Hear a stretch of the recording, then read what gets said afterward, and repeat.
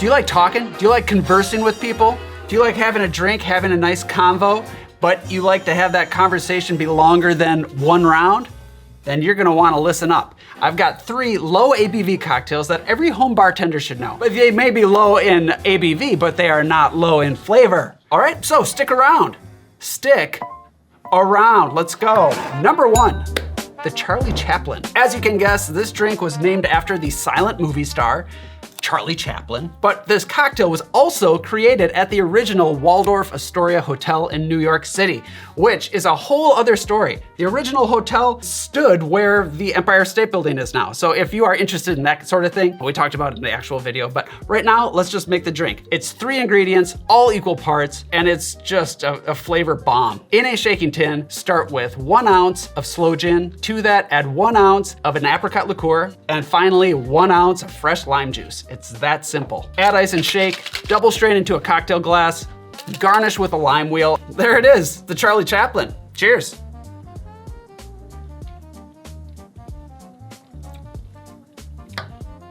I gotta tell you, I love this drink. It is tart.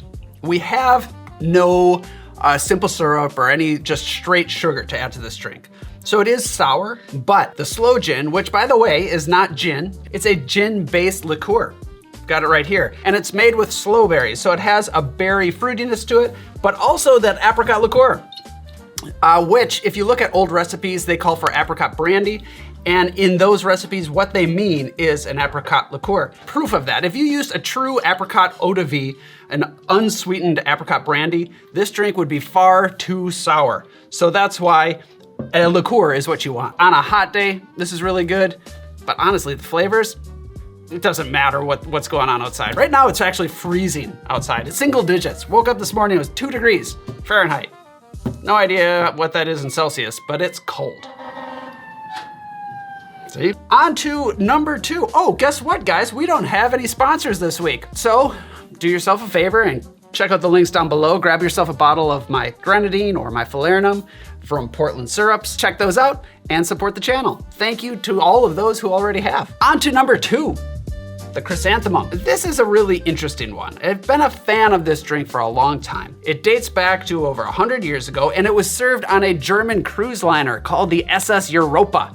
And this was during American Prohibition. So you can imagine all the American passengers were belly up to the bar drinking chrysanthemums. At least that's what I think happened. I really like it because it has a nice sweetness, again, filled with flavors, but it's also very delicate, so let's go ahead and make it. In a mixing glass, start with 1.5 ounces of dry vermouth. So that's gonna be our base here, which gives it a lot of botanicals.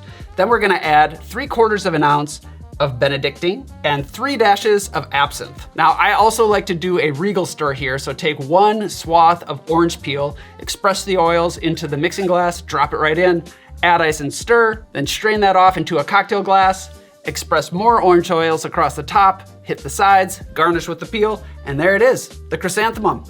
Cheers. All right, let's go in for a sip.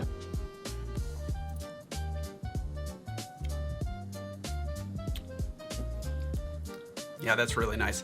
So I like a little extra absinthe in there, and absinthe is a strong spirit. So if this were absinthe based, obviously it wouldn't be low proof, but because we're only using dashes, the ABV of this cocktail remains pretty low. I gotta say, it's actually a nice follow-up to the Charlie Chaplin, because this one is pretty sour, this one is pretty sweet. I shouldn't say pretty, it tends to be more sweet, but really, really good. I like the honey sweetness of the Benedictine. Some people add more than that. I like kind of the 2-to-1 vermouth to the Benedictine, and I do like a dry vermouth. I know a lot of times I use Blanc vermouth in my cocktails, but with this one, because you get the richness from the Benedictine, I like using a dry. That's just me being nitpicky.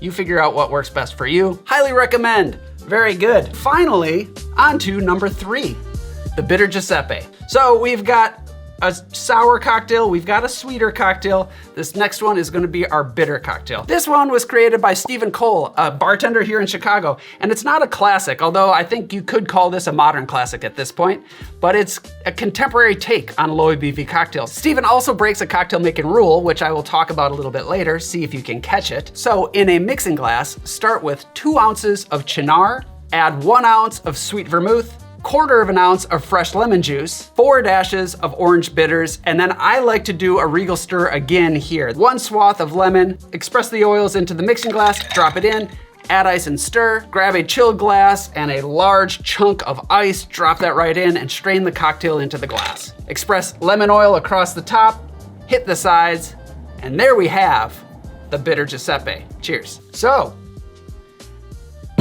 what was the cocktail making rule that was broken? We stirred this drink and it has citrus in it. Some people will say, you're not supposed to do that. You're supposed to shake cocktails that have citrus in it. And in most cases that is true, but we only used a little bit of citrus. So this isn't a true sour style cocktail. With sour style cocktails, there's a good amount of acid in there. So it helps to shake it because then you are adding air to the drink, you're diluting that faster. And what that does is it calms down those sharp flavors. Well, here it's just a little bit, and the lemon juice is used as an accent to help boost all those darker flavors from the Cynar and the sweet vermouth, and it works really well. So let's go in for a sip. Also, that is a pretty cube of ice. Made it myself. You can too. Yeah, that's really good. This has everything you want in a drink. Stephen Cole, well done, bravo. Those complex herbal notes from the vermouth, there's a richness there too, but then that bitter finish from the Cynar. And this type of Amaro has artichoke in it. So if you look at the label, this funny green thing here is an artichoke. So you might be wondering, like, you might be thinking, oh, I don't have Cynar. Can I use a different Amaro? And yes, go right ahead. You can use a different Amaro, but it's gonna taste different. And odds are it's actually gonna be higher in proof because Cynar, I believe it's like 16%, unless you got Cynar 70, which is 70 proof. I personally like the lower proof, the original Cynar. So the drink is not gonna knock you on your butt, unless you are so surprised by how good it is. It might knock you on your butt.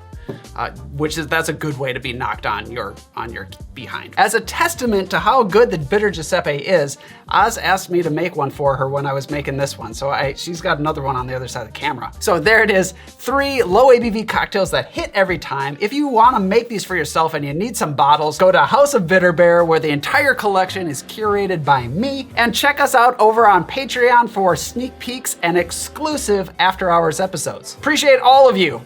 Except you, that one, not you. I appreciate you, yeah, this guy over here, he's kind of a dick. I will see you next time. Thank you all. Peace.